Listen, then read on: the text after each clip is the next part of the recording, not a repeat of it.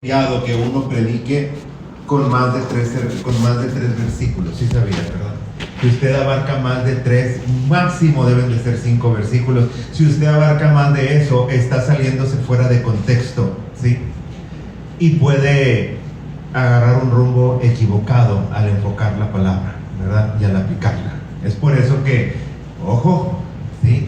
Cuando usted vaya a predicar, debe de saber. Ahora, en enseñanza es más variable, porque en enseñanza se divide por puntos y entonces podemos abarcar más espacios, dando a entender nomás lo más importante.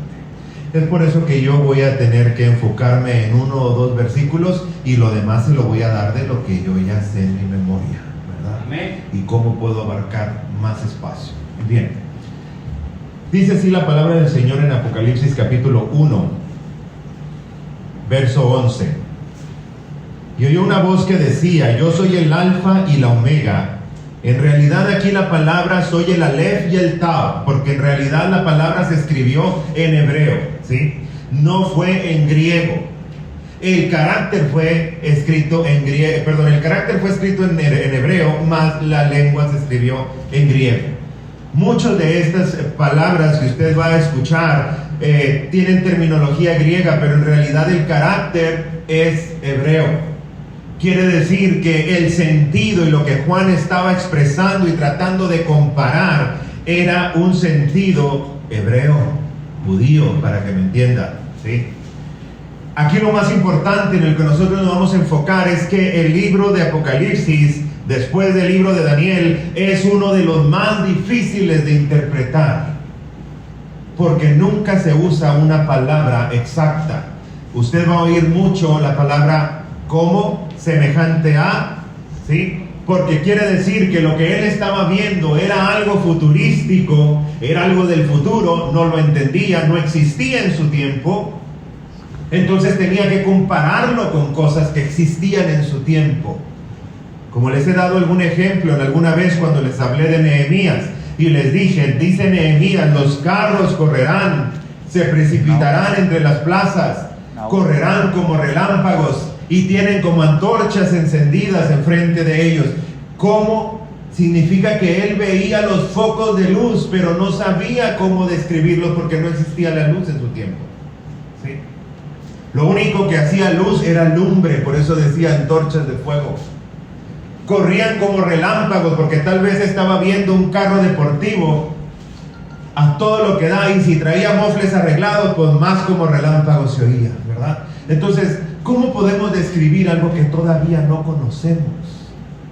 Él le llamaba carruaje porque sabía que andaba en ruedas, pero no sabía, ni siquiera entendía lo que estaba viendo. Y así es en Apocalipsis. Para usted muchas de las cosas que habla Apocalipsis van a sonar ya más familiares porque son más actualizadas, pero en el tiempo que lo describía no lo era. Incluso hay palabras aquí hay palabra que todavía no se cumple y que es futuro para nosotros, que incluso cuando él dice semejante a, no sabemos a lo que está refiriéndose. Así que, pero si Dios dejó establecido este libro, y si es el único de todos los 66 libros que dice, bienaventurado el que lee y guarda las palabras de esta profecía, quiere decir que es muy importante saber acerca de este libro. Amén. Quiere decir que hay algo que esconde ahí y que solamente el Espíritu Santo puede traer revelación para que lo podamos entender. Clama a mí y yo te responderé. Y te enseñaré las cosas grandes y ocultas, donde en la palabra tal vez que tú no conoces. Muchas veces nosotros decimos creer en Dios, pero hasta que no vemos su mano en la vida de nosotros, es cuando empezamos a convencernos que realmente creemos en Dios. Amén. Hace un momento dijo aquí Lalo, yo vi la mano de Dios. Pues sí, y a veces no la vemos, que todos los días está ahí la mano de Dios, pero cuando se nos ofrece y lo es muy necesaria y vemos muy palpable su mano, ahí sí decimos, estuvo la mano de Dios conmigo. No, si está todos los días, no más que no la vemos, ¿sí?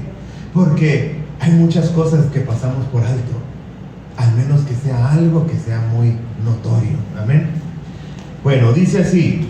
Dice el alfa y la omega, el primero y el último. Escribe en un libro lo que ves y envíalo a las 7 iglesias que están en Asia, a Éfeso, Esmirna, Pérgamo, Tiatira, Sardis, Filadelfia y Laodicea.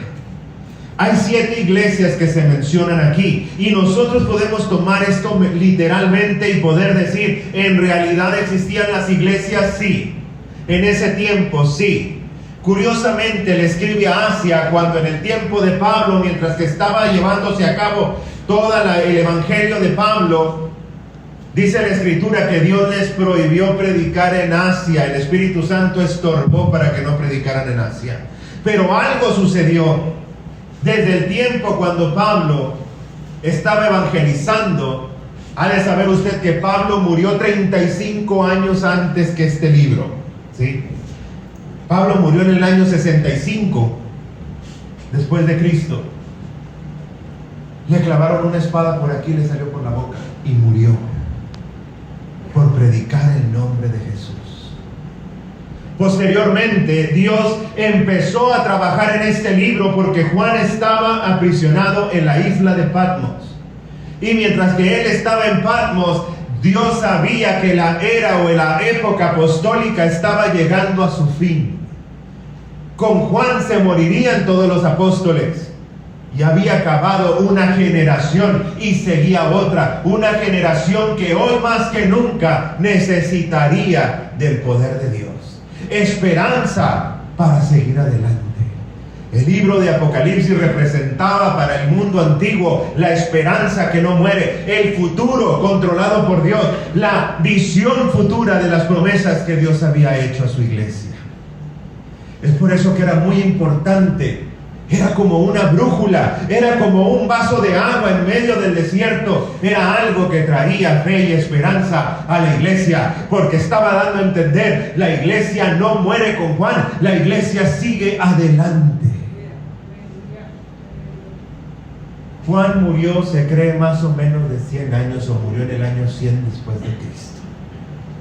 Si nosotros lo vemos de esa manera, entonces podemos decir que este libro más o menos fue escrito en el año 90 después de la era cristiana.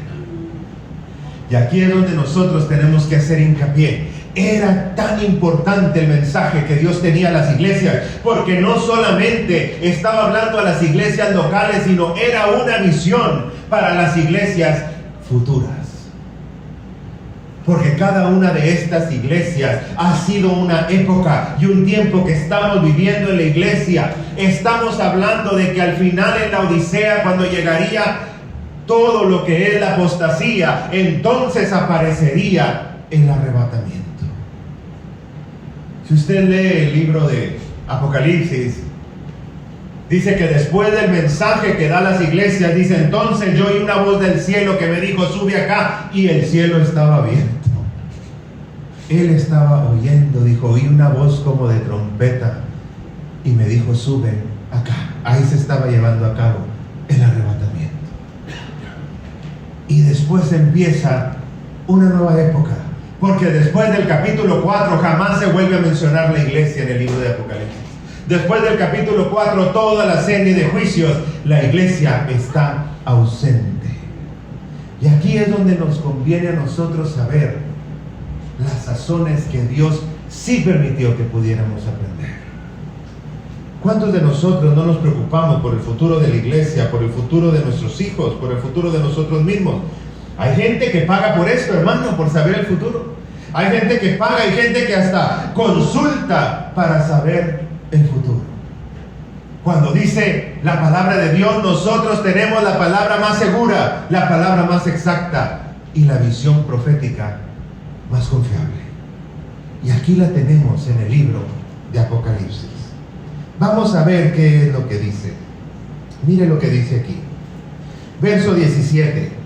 Cuando le vi, caí como muerto a sus pies, y él puso su diestra sobre mí, diciéndome, no temas, yo soy el primero y el último, el que vivo, el que estuve muerto, mas ahora vivo por los siglos de los siglos. Amén. Dice la Escritura que cuando empezó a ver Juan esta visión, dice que vio a un hombre que su rostro resplandecía como el sol. Dice que sus vestiduras eran blancas. Dice que era tan asombrosa la visión que estaba viendo, que cayó de rodillas ante la visión y dijo: ¿qué es esto que mis ojos están viendo? Él había visto a Cristo, lo había visto en la tierra, pero no lo había visto de la forma en la que se le estaba manifestando. Ya no era aquel Jesús que había muerto en la cruz, que se había levantado, que con un cuerpo lastimado. Ahora era Cristo, el que vive y el que reina por los siglos de los siglos. Ahora era el Hijo de Dios, lleno de poder y acabado de luz. Dice que sus pies eran como bronce bruñidos y delante de él iba la luz caminando. Dice que el sonido de su voz era como trompetas y como muchas aguas. Y dice que cuando volteó era como si estuviera volteando el sol. Y dice que cayó de rodillas, se sintió desfallecido delante de la presencia del Señor Jesús. Y le dice de nuevo: escribe las cosas que has visto. Y aquí es donde nosotros tenemos que poner mucha atención, porque el libro de Apocalipsis está escrito de la siguiente manera. Fíjese lo que le dice: escribe las cosas que has visto, las que son en este momento, las que han de ser después de estas. El misterio de las 7 estrellas que has visto en mi diestra son los 7 candeleros de oro. Las 7 estrellas son ángeles, y las 7 iglesias, los 7 candeleros que has visto, son las iglesias. La Biblia le habla a ángel, o le menciona como un ángel, cuando alguien está a cargo de una iglesia. Es por eso que ustedes me han oído en repetidas veces, cuando yo empiezo a orar y empiezo a hablar y empiezo ya a usar la autoridad que el Señor me ha dado, yo digo: ya no habla Jesús Verástegui, habla el ángel de esta congregación, ¿sí? El ángel que Dios ha puesto sobre esta iglesia, porque es la autoridad y la investidura la que está hablando ahora. Y es tan importante, hermano, porque es el poder de Dios que recae sobre la persona. Y mire lo que dice, y aquí es donde vamos a empezar con la primera iglesia, y que espero abarcarlas, espero que tengan un poco de paciencia. Amén. La iglesia de Éfeso dice: aquí está una de las estrellas, ¿verdad? De las 7 estrellas, el que anda en medio de los 7 candeleros. Quiere decir que Jesús está en medio de la iglesia, hermano. Él es el que tiene el control, Él es el que dice y observa lo que pasa en la iglesia. Si usted mira esta iglesia, le dice lo siguiente, le dice: yo he visto tu arduo trabajo, he visto lo que estás haciendo, pero tengo algo en contra tuya, que has dejado tu primer amor. Aleluya. Fíjese que la iglesia puede trabajar mucho, fíjese que la iglesia puede crecer bastante, fíjese que la iglesia puede tener muchas obras, pero lo que más extraña el Señor en nosotros es nuestro primer amor. Es aquella vez cuando tú recibiste a Cristo y tenías un gozo y salías y le contabas a todo el mundo. Llegabas a la iglesia, levantabas tus manos, danzabas, gritabas, le glorificabas en todo momento. Cuando en ese tiempo se te hacía que era muy poco el tiempo que venías a la iglesia para estar con el Señor. Estabas orando, orabas muchas horas al día, te levantabas en la madrugada, durante la mañana, siempre estabas escuchando música cristiana. El Señor siempre estaba en tu mente y en tu corazón. Pero con el pasar del tiempo eso se va menguando. Y empezamos a pasar ya muchas cosas por alto. Qué tremendo, porque el Señor por eso compara la relación que tenemos con Él como nuestra relación marital. Es por eso que decimos que cuando andamos de novios, bueno, hasta le abrimos la puerta, dejamos que la muchacha vaya enfrente, que coma todo lo que quiera, no nos fijamos en la cuenta. Y ya después ya no queremos salir al restaurante. Ya si es la esposa va atrás, sí, ojo, ¿verdad? Porque cuando es querida va enfrente. Pero cuando es esposa vaya atrás con el niño y tú vas de frente y vas abriendo todo. Así es la vida, hermano. Y es la gente que se olvida del verdadero amor. Y el Señor dice: ¿por qué has olvidado tu primer amor? Uno de los mensajes más hermosos para la iglesia es: Dios te anhela. Él sigue enamorado de ti. Él sigue esperando que vuelvas a tener esa relación hermosa que tuviste con Él al principio. De hecho, es tan importante para él la primera relación y lo más hermoso, que se lo recalcó a los hijos de Israel día tras día, por amor a David tu padre. Por amor a David tu padre. Ya habían pasado como 20 o 30 generaciones de reyes y seguía diciendo, por amor a David tu padre. Porque él y yo tuvimos una hermosa relación y por esa relación yo sigo siendo fiel a su descendencia. Y el Señor te dice a ti, por amor a ti, por amor a que me acuerdo lo que tú y yo éramos cuando esto empezó. ¿Te acuerdas cuando empezó? Y cuando te empiezas a acordar, empiezas a llorar porque te acuerdas que fue real. No fue algo inventado, no fue algo que alguien te contó, fue real. Lo que sentiste fue real. Y siempre ha estado ahí. Y Dios está esperando a que te vuelvas a acordar. Amén. Qué cosa tan maravillosa, ¿verdad? Es por eso que el libro de Apocalipsis nos vuelve a recordar cosas. Por eso dice las cosas que son y las cosas que serán. Porque el Señor está diciendo, acuérdate de lo que fue, para que no se te olvide y no repitas los errores otra vez. Miren lo que dice más adelante. Verso 3. Has sufrido y has tenido paciencia y has trabajado arduamente por amor a mi nombre y no has desmayado. Pero tengo contra ti que has dejado tu primer amor. Recuerda por tanto de dónde has caído y arrepiéntete. Haz las primeras obras, pues si no vendré sobre ti, quitaré tu candelero, si no te hubieras arrepentido. Qué tremendo. Dice, el que tenga oído, oiga lo que el Espíritu dice a la iglesia. El que venciere le daré de comer del árbol de la vida, el cual está en medio del paraíso de Dios. Fíjese lo que dice. Es bien importante. Recuerda de dónde has caído y arrepiente. Nunca va a ser tarde, hermano, para que usted busque de Dios y se arrepienta. Amén. Bueno, a menos que se levante y Cristo ya vino, ¿verdad? Pues ya acabó el tiempo. ¿Nunca han pensado en el arrebatamiento ustedes? ¿Cuántos han pensado en el arrebatamiento? ¿Cuántos han tenido temor de que de repente se pueden quedar? Bueno, es porque si tiene miedo es por algo, ¿verdad? Es tiempo, hermano, de regresar al primer amor. El Señor está esperando. A lo mejor ustedes de esa iglesia, porque ahorita vamos a ver los 7 caracteres de la iglesia, las 7 responsabilidades de la iglesia, las 7 peticiones que Dios hace a las iglesias, pero también las 7 recompensas que Dios tiene para la iglesia. Y aquí lo más importante que usted debe de llevarse y atesorar es que si usted no se acuerda del primer amor, si usted todavía no se acuerda del enamoramiento que tuvo con Dios, es tiempo de que se acuerde y de que empiece a actuar como lo hacía al principio. No deje que los años le roben el cariño que usted le tiene a Dios. No deje que el pasar de los tiempos y esta vida y toda la carga que hay en ella le estorbe en el amor que usted tiene para Dios. Usted tiene que seguir alimentando ese amor, ¿sabía usted? Usted tiene que seguirse levantando, decirle a Dios, buenos días, ¿cómo estás, Señor? Hablar con Él, decirle tus cosas. Es que Dios ya todo sabe. Sí, cabezón, ya sé que Dios todo sabe, pero tú díselo, ¿cuál es el problema?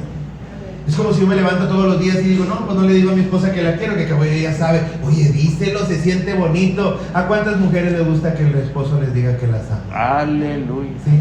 Que les diga que están bonitas. Que llegue el marido y en lugar de ponerse a hacer otra cosa, se ponga a platicar con usted. Aunque sea nomás para que le hable de los hijos y de que se esté quejando de todo el día. Pero es bueno escuchar, ¿verdad? Dios también tiene ganas de escucharte. Y por eso es la primera iglesia, porque es el primer amor. Fue cuando se conocieron, cuando salió la chispa de ese amor.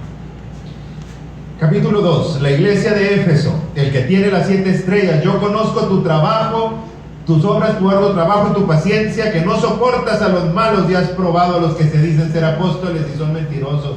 Has sufrido, has tenido paciencia, has trabajado, pero tengo algo contra ti. Aquí me volví a ir a Éfeso, Esmirna. Y escribe al ángel de la iglesia en Esmirna, el primero y el postrero, el que estuvo muerto y vivo, dice esto: yo conozco tus obras y tu tribulación, tu pobreza. No temas lo que vas a padecer. He aquí, el diablo se encargará de ustedes un tiempo.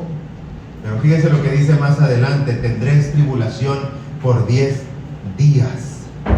En realidad fueron 100 años, pero un año para Dios es como un día.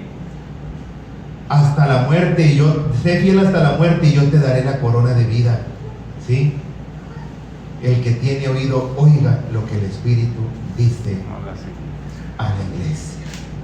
Qué tremendo, porque en esta iglesia en particular, hermano, si usted mira y se enfoca en lo que está hablando, en realidad no le da ningún regaño ni le aconseja nada que tenga que cambiar.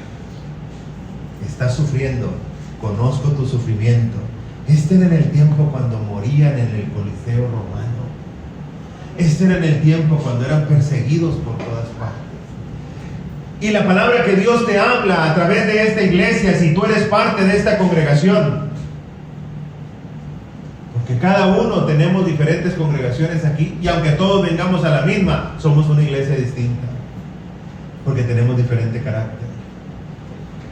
Pero aquí el Señor te dice: si tú estás sufriendo, si tú estás padeciendo, yo estoy al tanto de lo que te está pasando. Pero si eres fiel hasta la muerte, yo te daré la corona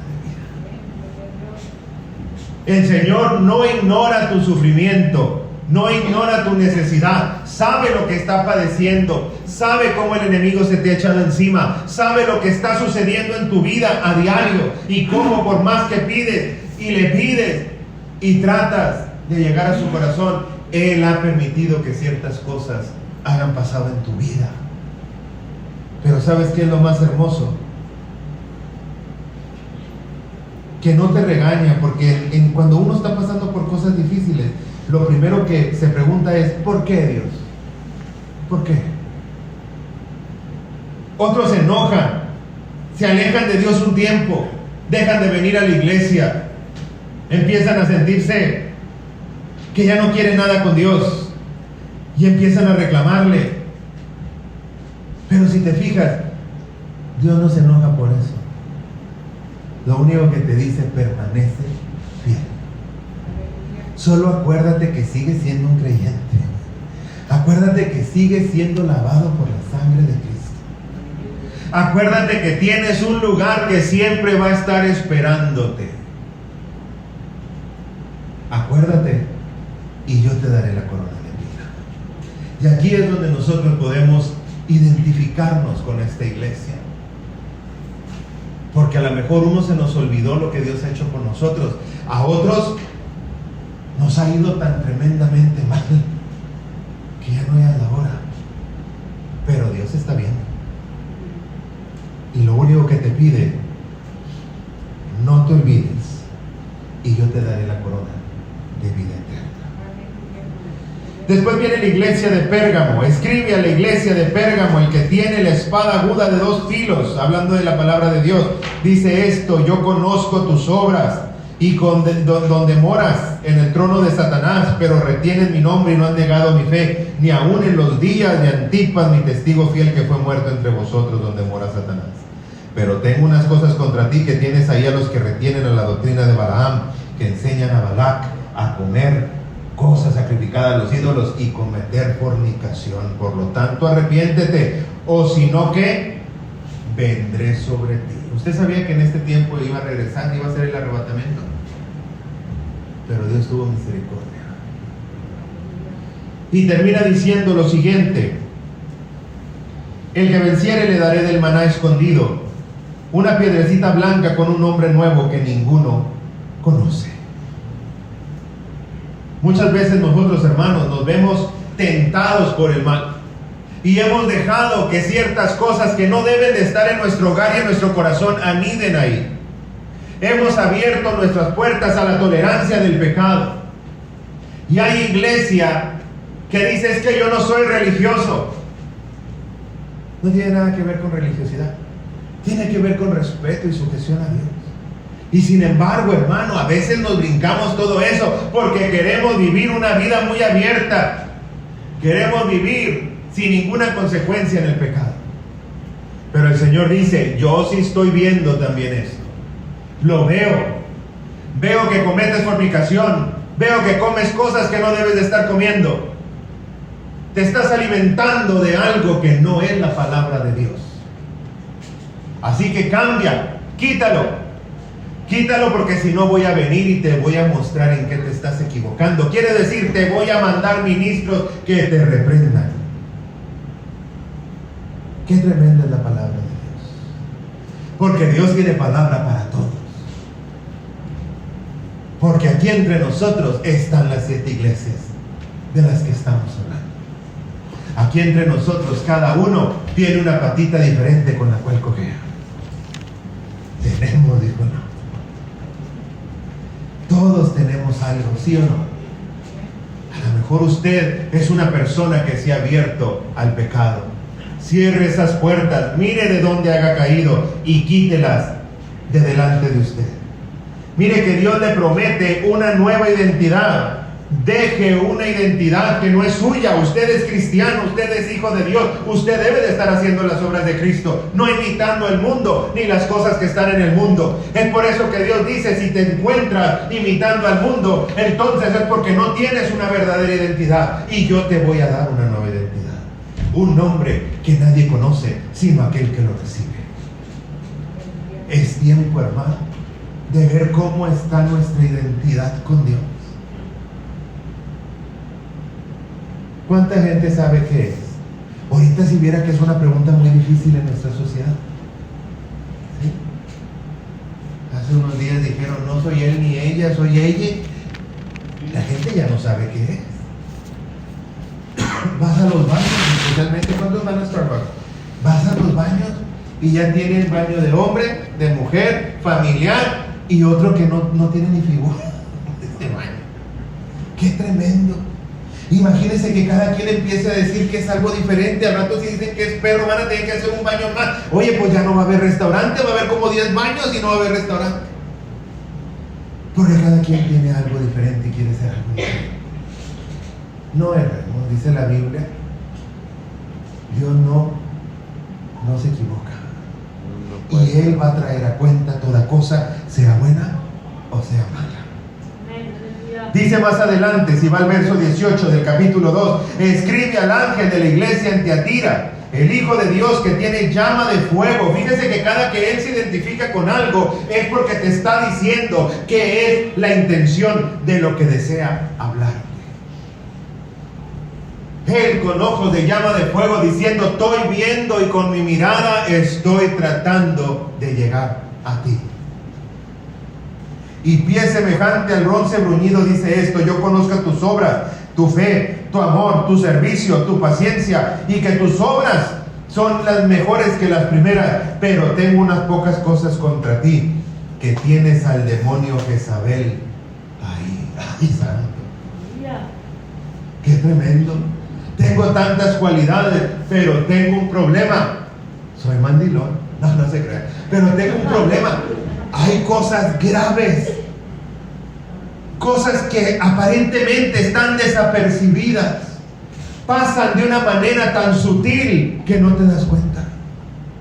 A veces nuestra familia, nuestra vida parece tan perfecta. Estamos tan bien con Dios, pero cuidado, hermano. Porque puede haber cosas que no le estás poniendo atención, cosas tan pequeñas como por ejemplo, piensas que tus hijos están tan bien que no te has dado cuenta que ya traen problemas, pero no quieres verlo. Hay cristianos que piensan que su vida es tan perfecta que no quieren creer que en su familia están pasando cosas. Y nos negamos, nos cegamos, no, en mi casa no. Cuidado. No es que no. Cuidado, cuidado. Siempre tenemos que estar vigilantes. Dice la Biblia que el que piense, ¿sí?, está firme, mire que no esté cayendo. Y esta es una palabra para otro tipo de cristiano. A lo mejor uno de los que están acá de este lado o de aquel lado. Yo no sé qué tipo de cristiano, pero yo estoy mencionando 3 diferentes tipos de cristianos y ya llegué al 4. ¿Qué tipo de cristiano es usted? ¿Es el que está sufriendo y se ha alejado de la iglesia porque le echa la culpa a Dios? ¿Es del que se le olvidó lo que Dios hizo con usted? ¿Qué cristianos son? ¿Sí? ¿Es del que Dios va a tener que venir y reprendernos personalmente porque hemos tolerado el mundo? ¿O es de en este momento del que estamos hablando? ¿O realmente somos un cristiano que pensamos que nuestra vida es tan perfecta que no nos hemos dado cuenta que el mundo ya entró a nuestra casa, ya se nos metió por debajo de las naguas y no nos hemos dado cuenta? Le predica a nuestros hijos a través de la televisión, le predica a nuestros hijos a través... No nos hemos dado cuenta que la esposa ya no me quiere. Aleluya. No nos hemos dado cuenta. No nos hemos dado cuenta de nada. Porque vivimos tan felices en nuestra propia burbuja, somos tan perfectos, criticamos tanto a los demás porque todos son pecadores y los hijos de todos viven mal, no más los míos son perfectos y mi familia es perfecta. ¡Qué engaño tan grande! Despierte de esa burbuja, no vaya a ser que Dios venga y le ponche el globo. Porque a veces pensamos, hermano, que todo está bien. Por ahí dijo Sancho y el Quijote: si los perros ladran es porque las cosas están yendo bien, vamos avanzando. Pero ¿qué pasa cuando los perros no están ladrando? ¿Qué pasa cuando el enemigo está muy quieto? Cuando el enemigo no te estorba, cuando el enemigo ni siquiera se te acerca. Pues claro que no, Satanás no le importa acercársele a la persona que ya la trae en la bolsa. Satanás le estorba a los que están haciendo la obra de Dios, los que con su testimonio están alcanzando personas. Así que si tu vida es perfecta, cuidado, porque no existe esa perfección hasta que no estemos delante de la presencia del Señor. Siempre tienes que estar vigilante. ¿Qué está haciendo mis hijos? ¿Qué está haciendo mi marido? ¿Qué está haciendo mi mujer? ¿En qué está gastando su tiempo? Es que nos va muy bien. Ahora él va al gym. Yo me voy a que me hagan las uñas. Yo me voy a hacer esto, yo me voy a hacer lo otro. ¿Y dónde quedó la convivencia? ¿Dónde quedó la relación entre pareja? ¿Dónde quedó la relación con los hijos? Es que ya todos tenemos todo, no carecemos de nada. Careces, hermano, de atención.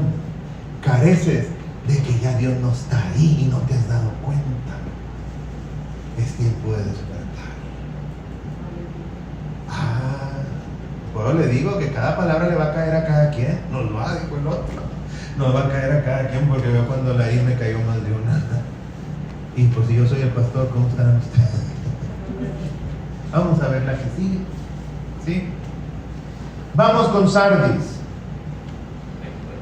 Escribe el ángel de la iglesia en Sardis, el que tiene los 7 espíritus de Dios y las 7 estrellas. En otras palabras, el Señor de la iglesia. Dice esto: yo conozco tus obras, que tienen nombre de que vives, pero estás muerto. Sé vigilante y afirma, porque hay otras cosas que están por morir, porque no he hallado tus obras perfectas delante de Dios. Acuérdate pues de lo que has recibido, ¿sí? Guárdalo, arrepiéntete, pues si no velas vendré sobre ti como ladrón. Pero tienes unas pocas personas en Sardis que no se han manchado sus vestiduras. El que venciere será vestido de vestiduras blancas, y no borraré su nombre del libro de la vida. Esto es, ahora sí es para los religiosos. ¿Cuántos religiosos hay en la iglesia? Es que yo alabo a Dios, yo estoy aquí, mira, llego primero que todo, yo siempre estoy aquí, me ocupo de todo. Pues sí, pero te ocupas tanto que ya no te ocupas de la oración. Te ocupas tanto de las cosas de Dios que dejaste a Dios por Dios. Te olvidaste de tus hijos, de tu familia, por estar metido en la iglesia. Ay, te olvidaste de todo. Fuiste tan estricto con que todas las leyes de la iglesia y de la Biblia se aplicaran a tu familia, que se te fueron de las manos y se te perdieron. Por religioso. Qué bueno. Por religioso. Ay. ¿Sabe por qué? Porque el que tú ames a Dios no significa que te has vuelto esclavo de Dios, significa que has hallado la libertad. Y ahora puedes alabar a Dios. Por eso dice Pablo, y lo recalca y nos vuelve a decir, hermano, ¿sí? Para el que es sucio, todo eso es sucio. Y nos dice Pablo más exactamente en su palabra cuando nos dice, hermano, cuidado, porque yo cuando estoy con los judíos es como si fuera judío, cuando estoy con los gentiles como los gentiles. No necesito ser religioso. Yo puedo tratar con todas las personas. No voy a pecar porque me llevo bien con mi familiar que no es cristiano. Imagínense que yo fuera religioso, no le hablara a doña Terry, es más católica que el Papa, mi suegra, y aquí viene y aquí se sienta y hasta me da beso. Porque yo he aprendido a no ser religioso. Yo le voy a hablar de Cristo, pero no me la voy a traer amarrada que aceptarla.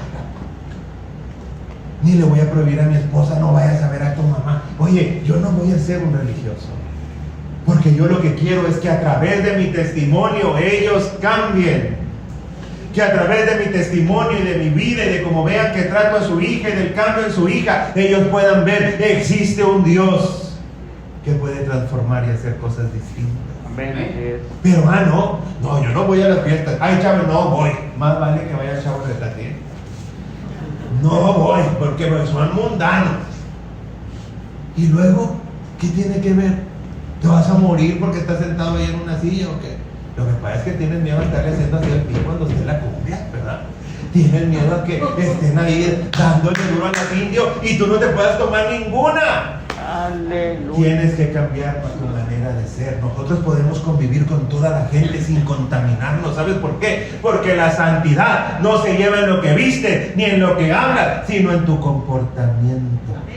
Ahí está la santidad. Yo puedo estar donde sea y no me afecta.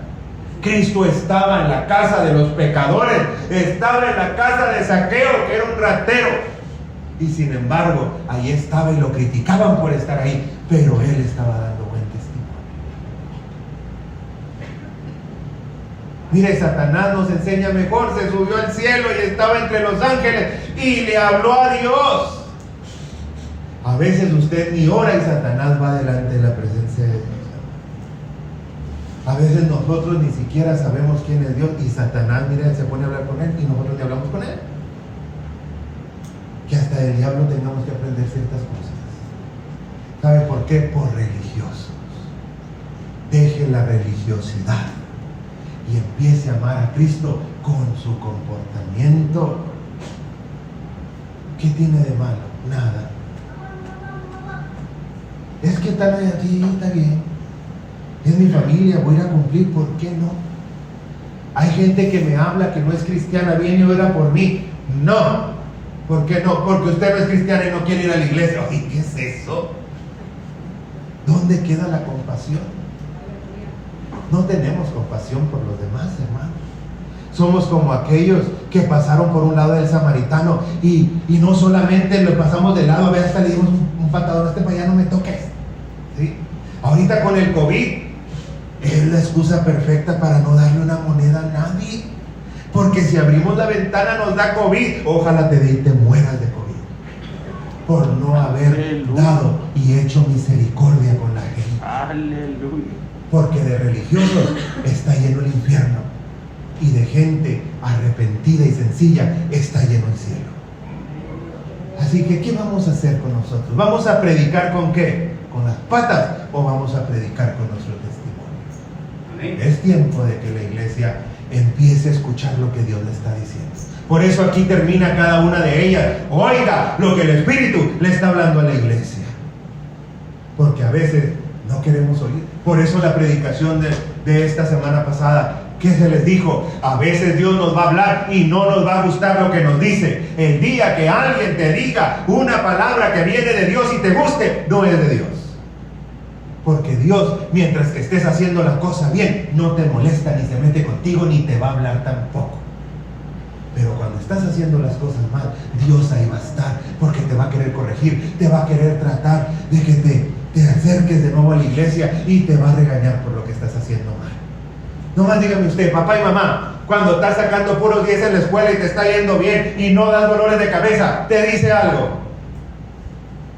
Pero no saques un 5 porque el cinto ya te está esperando. Es por eso que nosotros, por eso Dios dice, yo soy como un padre que se compadece de sus hijos. Te está dando su personalidad hacia ti. ¿Qué carácter tiene Dios contigo? Es un padre. Y ahora, ¿por qué se compara Dios con un padre? ¿Cómo es papá? Así es como Dios se está comportando. Es por lo que tenemos que tener buen oído. Mire lo que dice finalmente en Filadelfia, antes de llegar a la Odisea. Ya nomás me quedan 5 minutitos, ahí voy. Escribe al ángel de la iglesia en Filadelfia, esto dice el santo y el verdadero, el que tiene la llave de David, el que abre y ninguno cierra, y cierra y ninguno abre. Yo conozco tus obras y he visto delante de ti una puerta, la cual nadie puede cerrar, porque aunque tienes poca fuerza, has guardado mi palabra y no has negado mi nombre. He aquí, yo entrego a la sinagoga de Satanás los que se dicen ser y no son, en verdad, judíos o creyentes. Por cuanto has guardado la palabra de mi paciencia, yo también te guardaré de la hora de la prueba que ha de venir sobre el mundo. He aquí, yo vengo pronto, retén lo que tienes para que ninguno tome tu corona. A este tampoco le está reprendiendo, pero le recuerda, retén lo que tienes. Esta iglesia de Filadelfia va a juntarse con la Odisea y entonces viene el fin. Y aquí es donde yo quiero hacer hincapié. Muchas veces, hermano, nosotros hemos aguantado tanto tiempo, hemos llegado a una madurez tan hermosa y luego nos podrimos de maduros y ya no queremos nada con el Señor. Es que ya sé todo, yo ya no voy a la iglesia.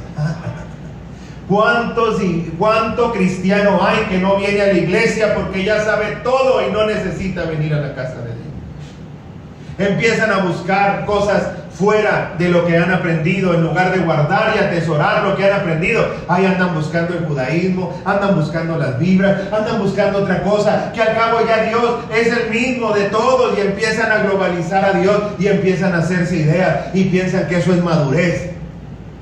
Eso es el diablo riéndose de ti y de tu ignorancia. Dios no cambia, hermano. Y lo que creíste al principio es lo único que te va a salvar.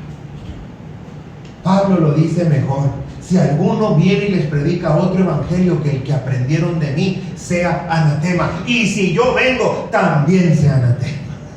Quiere decir, puedo venir ahora yo también y contarte otra cosa. No me creas tampoco. Pablo estaba tan seguro que la primera vez que habló y evangelizó era lo de Dios, que quiso sellarlo para que nadie pudiera cambiarlo. Es por eso, hermano, que el cielo y la tierra pasará, pero el Señor no cambia y no va a pasar su palabra. Así que fíjese, porque a veces nos decimos muy maduros para pecar. Nadie es demasiado maduro como para pecar. El pecado es pecado y no tiene otro nombre.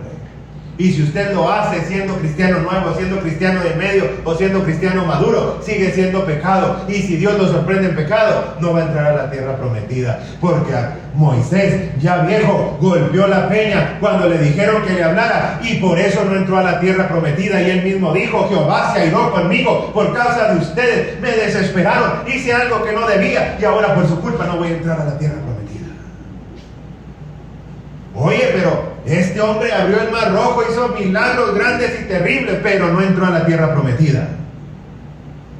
Pero él era un ejemplo, no entró a la tierra prometida. Porque no se trata del trabajo que hiciste por 40 años, no se trata de todo lo que hayas hecho, se trata de que te mantengas firme hasta el final. Porque ya sabes, si el que sabe hacer lo bueno y no lo hace, ¿qué es? Pecado. Y no hay otra palabra. Tendrías que decirle ahí al apóstol: corrígele por favor, porque no hay otra palabra. ¿Cuántos cristianos maduros hay aquí? Oye, ahora ya no hay ningún tipo de cristiano. Ya no hay amenes. Aleluya. Por eso no tenemos muchos miembros, hermano, porque hablo la verdad. Si yo les hablara bien bonito, no cabrían aquí, tuviéramos que tomar la pared y hablar mucho más para ellos. Pero es mejor la buena palabra, que te recuerde que tienes que ser santo como Él es santo. Y finalmente, aquí viene la peligrosa. ¿Cuántos han apostatado del Señor o cuántos ya no quieren seguir adelante? Escribe el ángel de la iglesia en la Odisea: he aquí el amén, el fiel y verdadero. Quiere decir, porque tú eres lo contrario, eres infiel y eres falso. Es lo que te está diciendo con el carácter que está hablando. Yo conozco tus obras, no eres frío ni caliente. Dios quiera que fueras frío o caliente, pero cuando eres tibio, te voy a vomitar de mi boca. Aleluya. Tú dices: yo soy rico, me he enriquecido, de ninguna cosa tengo necesidad. Pero el Señor te dice: has sido apóstata. No niegas mi nombre con tus palabras, pero lo haces con tus hechos. Tu manera de ser dice que no eres hijo de Dios. ¿Qué dice tu manera de ser en el trabajo? ¿Qué dice tu manera de ser con tu familia? Si yo le hablara ahorita a tus primos y a tus hermanos, ¿qué testimonio me dieran de ti? Si yo le hablara ahorita, ¿sí?, a tu jefe en el trabajo, ¿qué testimonio me daría de ti? Nosotros somos epístolas abiertas, dice el apóstol. Nosotros, la gente nos lee todos los días. Porque un día andamos diciendo en el Facebook: ay, Dios te bendiga y Dios esto, y luego te ven como andas en el trabajo y como que no cuadra, ¿verdad? Tenemos que ser auténticos. ¿Sabes por qué? Porque la familia, los amigos, se salvan no por lo que les contemos, se salvan por nuestro testimonio y nuestro comportamiento. Así que, ¿qué tipo de iglesia es? Y con esto te voy a terminar ya, porque ya te robé 5 minutos y no quiero condenarme por robar. Pero sí te voy a decir qué tipo de cristiano es. Y piénsalo, porque cuando regresemos te voy a hablar del arrebatamiento. Y te voy a hablar de los sellos y lo que representan. Y vamos a ver si es cierto que ya empezaron a desatarse o no. Pero lo que sí te voy a decir es: piensa qué tipo de cristiano eres. Medita en estas 7 iglesias en esta semana. Porque Dios va a hablar a tu vida. Amén. Dice la Escritura: es tiempo que el juicio comience por casa. Y si comienza, ¿cómo quedaremos? Vendrá Cristo y dirá: bien siervo fiel, en lo poco fuiste fiel, en lo mucho te pondré. Dios quiera que sí me diga así. O no me vaya a decir: mira, no predicaste la verdad, eres un falso. Hasta el pelo es falso. Entonces, ¿qué me va a decir el Señor? Y eso es lo que yo quiero que usted se lleve a su casa. ¿Qué podría el Señor? ¿Qué opinión tendrá el Señor de usted? No le importe lo que piense el vecino, la vecina. Bueno, sí debería, ¿verdad? Pero vamos a decir, por decirlo así, ¿qué opina Dios de ti? Porque dice la Biblia que si estamos bien con Dios, Él nos da gracia para estar bien con todos los hombres. Pero si no estamos bien con Dios, ¿cómo vamos a estar bien con nuestros semejantes?